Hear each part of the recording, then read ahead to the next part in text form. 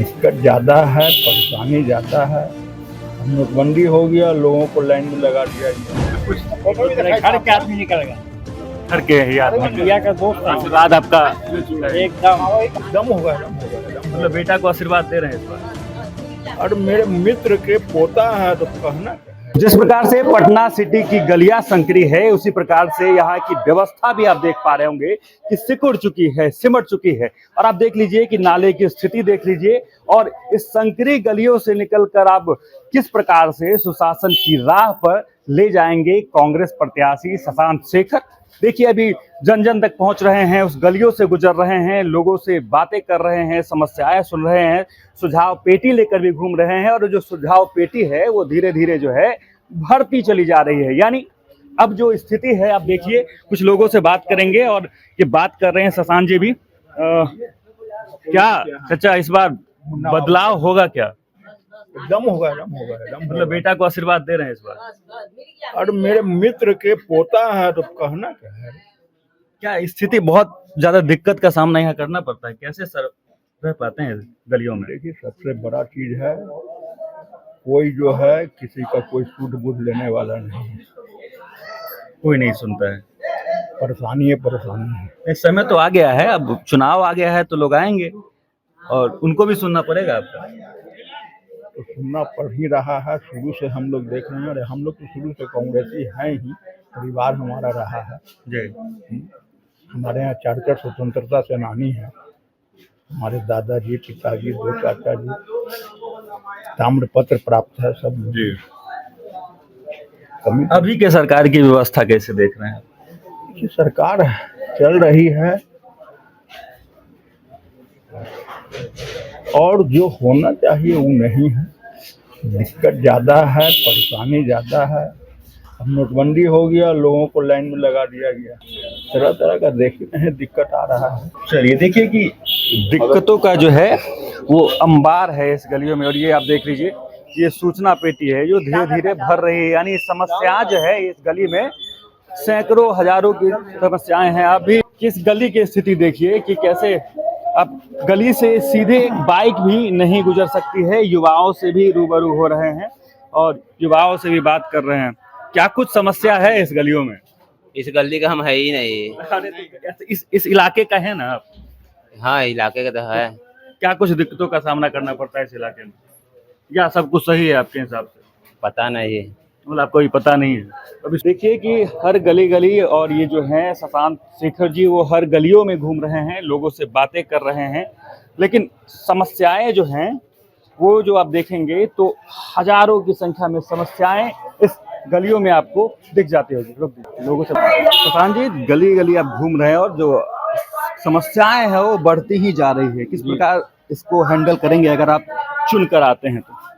देखिए, जब स्कूल में पढ़ते थे ना, यहाँ पे इन्हीं गलियों से साइकिल से हम लोग कभी दोस्त उस दोस्त के घर, कभी उस दोस्त के घर, कभी फलाने के घर जाया करते थे। उस समय जो हालत थी आज भी वही हालत है, कुछ नहीं बदला है। तो we will work on basics. सबसे पहले जो मूलभूत सुविधाएं हैं यहाँ की, उनको ठीक करना है। सही सड़क मिले, सही गली मिले, सही नाला मिले, टाइम से पानी मिले, पूरा पानी मिले।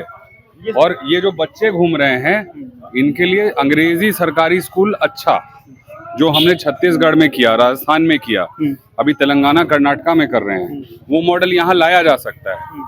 लेकिन दिक्कत वही है कि बच्चा पढ़ जाएगा तो फिर मुद्दों पे वोट मांगने। ये सारी तो मूलभूत समस्याएं थी, सरकार चाहती तो इस पे कदम उठा भी सकती थी, लेकिन अभी तक इस पे कोई हमको असर दिख नहीं रहा है इस गलियों में। आप खुद देख रहे हैं, एक काम नहीं हुआ है। आप स्कूल जाके सरकारी कोई भी उठा के आप देख लीजिए, उसकी क्या व्यवस्था है वो आपको दिखेगी। अरे कुछ स्कूल ऐसे हैं जिनमें तो शौचालय तक नहीं है। इतने मार्केट हैं, पटना सिटी मंडियों के लिए और मार्केट के लिए फेमस है पूरे बिहार में। वो चाहे मारूगंज मंडी हो, महाराजगंज की मंडी हो, भट्टी पर का सब्जी का बाजार हो, मंसूरगंज का अनाज मंडी हो।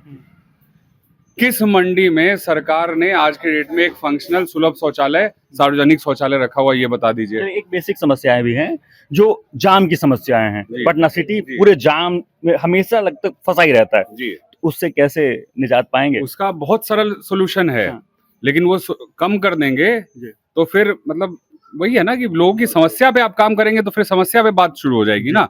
अभी अगर मैं आपको सिंपल सॉल्यूशन बताऊं तो जो पटना सिटी का पूरा जाम है, गाय घाट से लेके लगभग दीदारगंज से थोड़ा पहले तक अशोक राजपथ जाता है, उसी के पैरेलल गंगा किनारे भी एक सड़क बना हुआ है।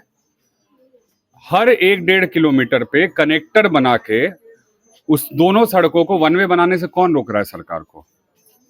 अगर दो तरफा ट्रैफिक नहीं रहेगा अशोक राजपथ पे तो जाम कैसे लगेगा? जाम लगेगा ही नहीं। एक तरफ अगर पटना जाना है तो आप दीदारगंज से गांधी मैदान वाला रास्ता पकड़िए, और अगर पटना से लौट रहे हैं तो गाय घाट से आप लौटने वाला उधर से रास्ता पकड़िए। बहुत सिंपल सोल्यूशन है, इसमें तो पैसा भी नहीं लगना है कुछ। जिस लेवल का रिलीफ मिल जाएगा लोगों को, जिस लेवल की राहत मिल जाएगी सब लोगों को, उतना तो पैसा भी नहीं खर्च होना है इसमें। 2-4 डिवाइडर रोड बनाने हैं, लेकिन वो है नहीं जी। और भी कुछ लोग पहुंचे हैं, लोग से मिल रहे हैं और देखिए लगातार लोगों से रूबरू हो रहे हैं शतान जी, और लोगों की समस्याओं को भी सुन रहे हैं। क्या अच्छा इस बार क्या बदलाव होगी? कोई सवाल नहीं है। घर के आदमी निकल गया, घर के ही आदमी, भैया का दोस्त है। आशीर्वाद आपका एकदम। अच्छा, समस्याएं तो बहुत होंगी, क्या क्या प्रॉब्लम्स का सामना आपसे बात करेंगे, इनसे बात कर लेंगे। बात कब आ रहा है? छुट्टी में फुल प्ले बुक बना हुआ है, चेंजे करना है। इस बार बदलाव सब जरूरी लोग है। अपने जीवन में सब जगह से आवाज उठ रहा है। यही है ना। 2 महीना पहले नेपाल देखकर ये सब सचेत हो गया। जी।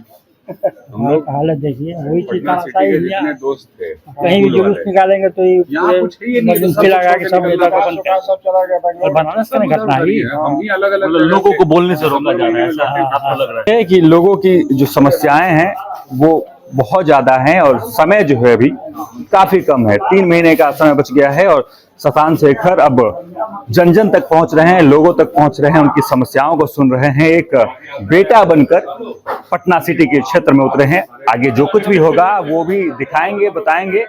जो कुछ भी होगा वो भी आप हमारे साथ जुड़ के देखते रहेंगे। बाकी हमारे साथ बने रहें और देखते रहें सच टॉक।